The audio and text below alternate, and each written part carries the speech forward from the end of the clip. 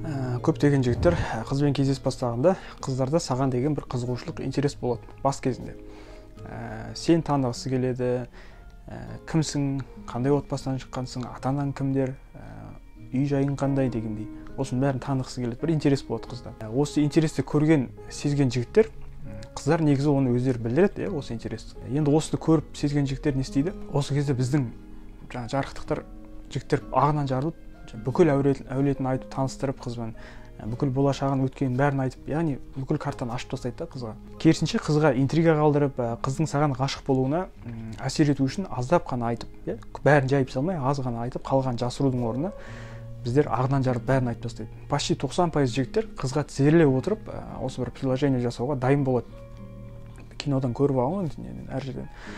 Бірақ әңгіме қандай қызға жасауға да 100% саған өзің сенімді, саған иә дейтін қызға ма?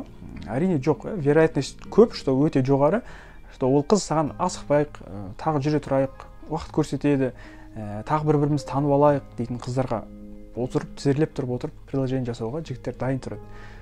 То есть бұл деген жігіттердің соншалықты бабарап дейді ғой, подкаблук болып кеткені, майдаланып кеткені сонша, өзі әлі толық сенімсіз. Өзі жігіт болып, ол қызға сенімсіз, бірақ күштілеп тұрып, обстановка жасап, свеча жағып, крышаға шығып, шарларды іліп тастап, гүлдерді шашып тастап, достар шақырып, немесе парашютпен мініп, осындай бір қызға сюрприз жасасам, аяқ астынан қыз маған по-любому сол жерде да дейді, өйткені ана жерде эффект көп қой. Осылай оймен өзіне өмір бойына травма алып қалуына себеп жасап жатады жігіттер. Біз инстадан, ютубтан тек осындай бір әдемі видеоларды ғана көрдік та, сосын бәрін тура осылай сол видеодағыдай жасасам, менде де бәрі керемет болады деген осылай ойлайды жігіттер. Бірақ тура солай қаншама рет нет, жоқ деген жауапты алып жатқан жігіттер бар. Сөйтіп екінші рет қызға жақындауға қорқып, өмір бойы травма алып, қыздан қашып жүрген жігіттер қаншама. Оны бізге көрсетпейді ғой, яғни ондай провалдар бізге көрсетпейді. Бізге тек қана инстаграмда жақсы бір керемет әсерлерді көрсетеді. Маған көптеген қыздар осы жерде айтады, что қашан жігіт маған жігітің боласың ба, қызың боласың ба, жүрейік деген, осындай бір маған ұнайсың деген сөздерді айтқан сәттен бастап, жігітке деген интерес қызда түсіп кетеді екен. Неге? Өйткені сен уже кино, сериал сияқты 5 рет сен уже қайталап көріп тастаған бір сериал болады, кино. Қызғы жері болады ол сериалдың, жылайтын жері болады, күлетін жері болады. Сол жерге келгенде уже 5 рет, 6-шы рет көргенде ол уже қызық емес. Ол жерде күлмейсің, уже жыламайсың да, эмоциялар өтіп кеткен. Тура сол сияқты 6-шы рет оны көргенде де сериалдан дым қызық деген сияқты.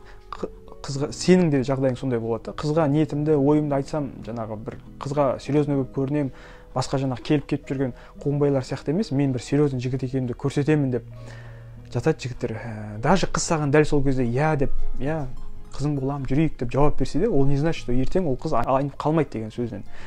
Ол жігіт емес қой қыз. Енді біздің жігіттерде бар, енді мужик сказал, мужик сделал деген сияқты, енді оған спрос болады да. Ал қыз ол любой время сөзін қайтарып ала салады. Оның настроениесі қарайды. Бүгін жақсы көрем деп айтса, ертең ол вообще жақсы көрмеуі мүмкін. Бірақ оның настроениесін басқаруға болады.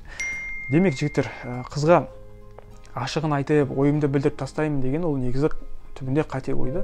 Ойымды айту деген қызға қызың боласың ба, мені ұнатасың ба, маған деген ойыңды айтшы, сезіміңді айтшы, шаршатпашы мен деп, осындай жігіттер кішкене қуады, жауап берші деп. Осыған ұқсас сөздердің бәрі сенің абыройыңды қыздың алдында не істейді? Статусыңды бірден төменге құртады да. Ал қыздарға эмоция керек, қыздарға кішкене интрига керек, сенімен бір қызық болу керек, аздап бір қайда баратынын білмейді, қай жерге дейін бара алатынын білмейді, не болады деген сияқты ойда болады. Но в то же время сен бір серьезный жігіт сияқтысың оған қарап жүрген. Яғни осы екі эмоцияны баланста ұстай алсаң, осы екеуімен ойнай алсаң, ол нағыз высший пилотаж да. Бұл әрине практикамен келеді. Біздер саған как раз осы практиканы үйретеміз. Бізде осының жолдары бар. Бұл әңгімені кеңестермен осылай бір шеше салатын болса, осындай сөздермен шеше салатын болса, онда ютубта маған дейін де, менен кейін де қаншама адамдар осы нәрсені, осы тақырыпта айтып жатыр, айтты да. Бірақ проблема бұлмен шешіліп кеткен жоқ, яғни практика керек. Сол себепті біздер қазір қыздарға ұнайтын жігіттің формуласы атты 14 сабақтан тұратын онлайн курсымызды, сабағымызды бастадық, сол қазір жүріп жатыр. Ал егер мен офлайн түрде жеке практикада өткім келеді, мен бәрін өзім көзіммен көріп бірге жүргім келеді деген осындай бір ойың ниетің болса, осы тақырыптардың бәрінің қыр-сырын, қыздармен болатын проблемаларды раз и навсегда демесем де, біразын шешкім келеді деген жігіттерге қазір жеке наставничество дейді ғой, менторлық деп айтып жатады бизнеста. яғни менімен бірге жеке жүріп, бірге осылай проблемаларды шешіп, бірге көшеге шығып, танысып, бірге свидание жасап дегенде, енді бірге болғанда менімен емес әрине, бірақ осы нәрсенің бәрін офлайн түрде жіктеп, талдап, ақ қарасын ажыратып бере алатындай жағдай бізде қазір жасап жатырмыз. Яғни біз жеке адамдарды, жігіттерді осындай жеке наставничествоға алып жатырмыз. Бағасы, оның уақыты, оның бәрін біз төменде WhatsApp, Telegram немесе дайректқа жазып, толық ақпаратты ала аласыздар. Егер кімге осы сұрақтар қызық болатын болса, кім осы қыздармен вопросты шешіп, өзінің бизнесіне, өзінің тірлігіне, өзінің спортына көңіл бөлгісі келсе, яғни қыздар оның көбінде жігіттерден мынандай сұрақтар болып жатады, яғни мен бірдеңені істеп жатыр едім, яғни бір бизнес істеп жатырмын, жұмыс істеп жатырмын, спортпен айналысып жатырмын, бірақ қыздар маған қарамайды. Көбінде жігіттерден ондай сұрақ болып жатады да, мен бизнес істеп жатырмын, жұмыс істеп жатырмын, нормальный карьера істеп жатырмын, бірақ осы қыз пайда болды да, и менде бәрі быт-шыт болды деген сияқты. Яғни қызға көңіл бөлу керек, қызбен жүру керек, немесе бір қыздың артынан жүгіріп, мына жақтағы нәрсені жоғалтып жатады.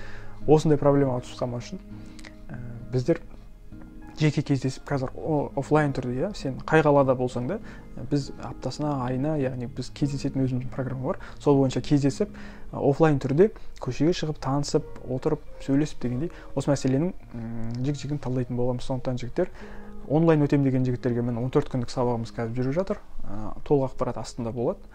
Офлайн өтем деген жігіттерге де есік ашық. Сондықтан келесі видеода кездескенше, немесе онлайнда, офлайнда кездескенше деймін.